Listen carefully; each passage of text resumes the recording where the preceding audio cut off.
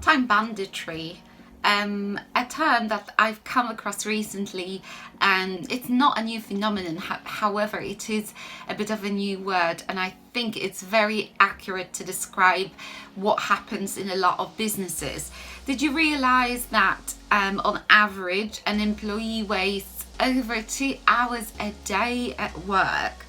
So what do they do within that time? They browse the internet, they make or take personal calls that aren't urgent, they socialize a lot. There are all sorts of things you can do to kill the time as an employee.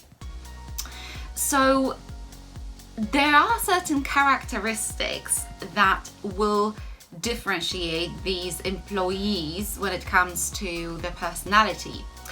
So some of them are, for example, neuroticism, unhappiness, but also lack of engagement at work and perceived sense of unfairness, sometimes also emotional instability, which can have something to do with the circumstances or just personality.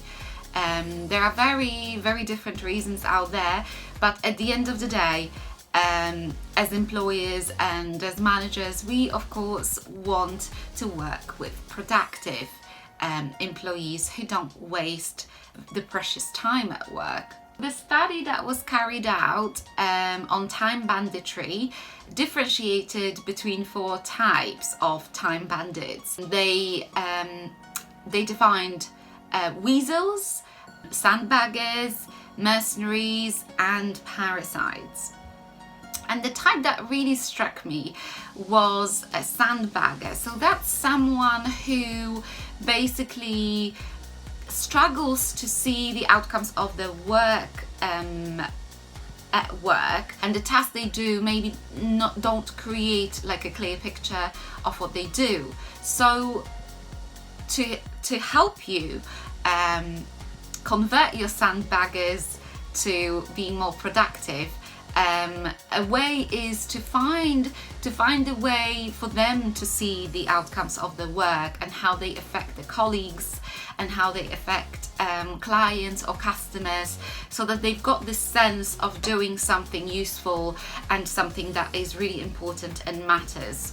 I won't be going into the details of the other types, but they're all very interesting, and there are ways to help manage those behaviors.